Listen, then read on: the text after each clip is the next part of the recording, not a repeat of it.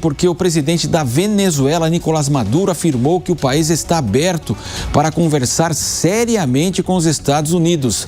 Fabrício Naitsky, o nosso editor aqui de Internacional. Fabrício, o pragmatismo econômico vai vencer, Fabrício? Seja bem-vindo mais uma vez ao Jornal da Manhã.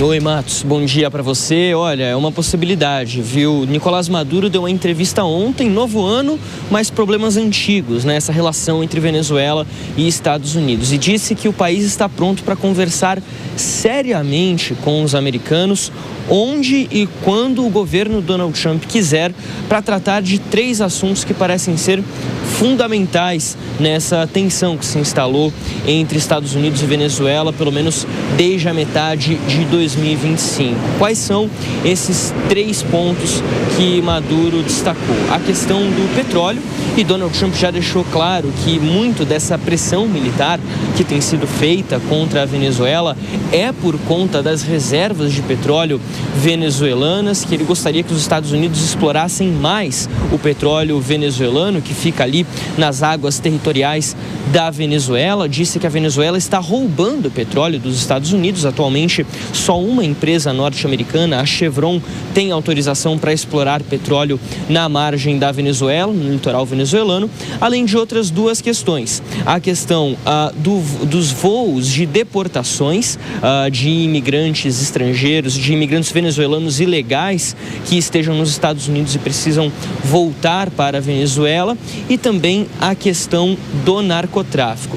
No que diz respeito à questão dos imigrantes, alguns voos de repatriação já foram feitos desde que Donald Trump reassumiu o governo lá nos Estados Unidos em janeiro de 2025. A lei internacional determina que a responsabilidade da repatriação de imigrantes ilegais é do governo da nacionalidade dos imigrantes, ou seja, a Venezuela, em teoria, é que seria responsável por trazer de volta esses imigrantes deportados em voos geralmente da Conviasa, que é a empresa aérea nacional da Venezuela. Mas os Estados Unidos têm mandado por conta própria também, às vezes até mesmo para países terceiros, o que, segundo a lei internacional, é ilegal.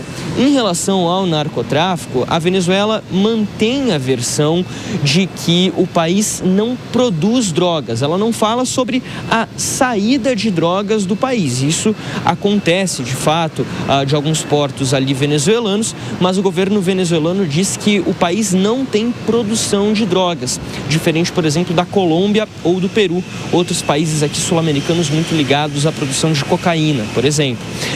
O governo venezuelano também mantém a versão de que o chamado Cartel de los Soles é uma grande invenção dos Estados Unidos. Essa já é uma outra discussão, porque, segundo especialistas, o Cartel de los Soles não é um cartel formal, vamos dizer assim, como seria uma organização criminosa como o Tren de Aragua, esse sim um grupo criminoso venezuelano. Os especialistas nesse assunto dizem que, na verdade, o Cartel de los Soles é muito mais uma grande rede de corrupção que envolve o governo venezuelano e o exército também, do que propriamente um cartel, como seria uma organização criminosa, só para a gente dar um exemplo aqui no Brasil, por exemplo, como o PCC ou o Comando Vermelho, facções ligadas ao narcotráfico. Mas Nicolás Maduro se disse disposto a conversar com Donald Trump sobre isso para fazer acordos para evitar o tráfico de drogas em direção aos Estados Unidos, algo que o governo de Donald Trump já fez com outros países, incluindo o México, por exemplo, que é um país que tem uma presidente de esquerda. Ou seja, há essa possibilidade de que o pragmatismo econômico acabe prevalecendo em relação às diferenças entre Donald Trump e Nicolás Maduro. Agora, Fabrício, ainda contigo, né? A Venezuela, o regime Maduro anunciou então a libertação de opositores do ditador venezuelano. Esse movimento tem a ver aí com toda essa pressão também norte-americana. A questão de se falar em democracia na Venezuela é difícil, né, Fabrício? Pois é, bastante difícil, né, Matos? Tem a ver com a pressão, sim. O governo venezuelano anunciou a libertação de 88 presos que seriam opositores de Nicolás Maduro. Esse anúncio vem poucos dias após o governo Maduro anunciar já a libertação de outros 99 presos, isso no dia 26 de dezembro, um dia após o Natal. O governo venezuelano diz que não tem presos políticos, e sim políticos presos, pessoas que, segundo o governo venezuelano, estariam tentando desestabilizar o país, atropelar a ordem e a segurança nacional. Por outro lado, ONGs que investigam o governo Nicolás Maduro, que denunciam o governo de Nicolás Maduro pelo autoritarismo, afirmam que não conseguem comprovar esse número de pessoas libertadas pelo governo, que o número, na verdade, seria bem menor. Ao invés de aqui 99 mais 88, a gente está falando de quase de 187 presos políticos lá na Venezuela que teriam sido libertados. Essas ONGs estão falando que, na verdade, foram aproximadamente 90 pessoas que deixaram a prisão. Desde o ano passado, pelo menos 900 pessoas foram presas na Venezuela por conta disso, pela perseguição do governo. E aí instala-se esse clima de tensão no país. As ONGs falando que os presos não foram libertados. O governo diz que está libertando sim, mas que tem razão para prender essas pessoas, Matos. Fabrício Knight, que daqui a pouco ele retorna conosco ainda na programação da Jovem Pan. Vamos mais uma rodada com os nossos comentaristas. Vou começar com a Mônica Rosenberg agora. Mônica, aquele fato está tirando uma coisa para acertar outra, né? De fato, se fosse essa questão da produção de droga, como o Fabrício colocou, né? Seria então a Bolívia, a própria Colômbia.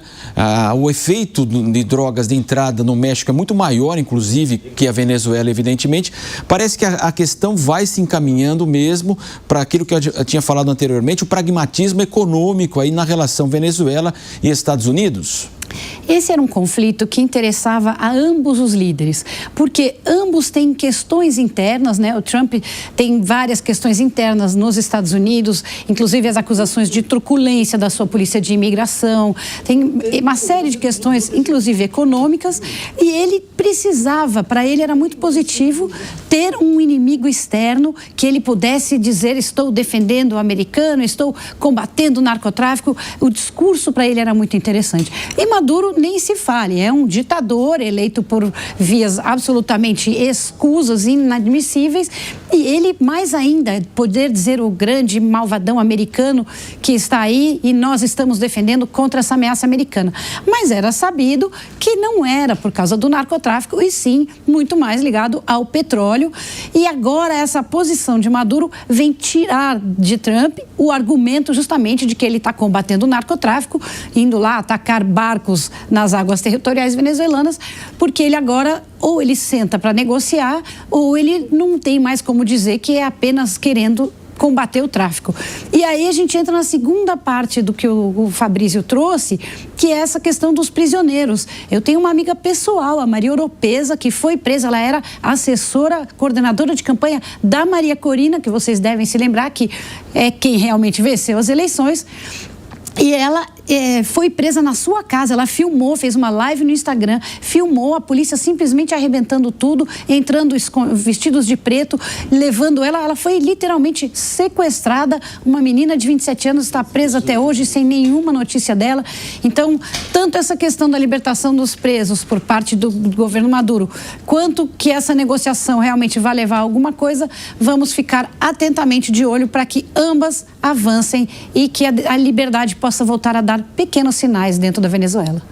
Roberto Mota, a sua análise sobre isso, essa tentativa aí, essa abertura de diálogo do Nicolás Maduro realmente é uma mudança de postura ou é só um ato aí de sobrevivência do regime político dele?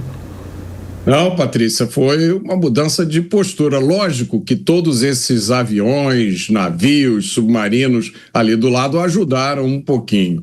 Eu achei curiosa essa afirmação de Maduro de que os presos lá na Venezuela não são presos políticos, são políticos presos. São pessoas que estavam tentando desestabilizar o país. É curioso, né? A gente fica pensando onde mais a gente vê uma situação parecida com essa. O fato é que Maduro parece estar amolecendo. Apesar de toda a força militar que eles colocaram ali na região, os Estados Unidos ainda não aplicaram aquele golpe definitivo no regime de Maduro que tanta gente esperava.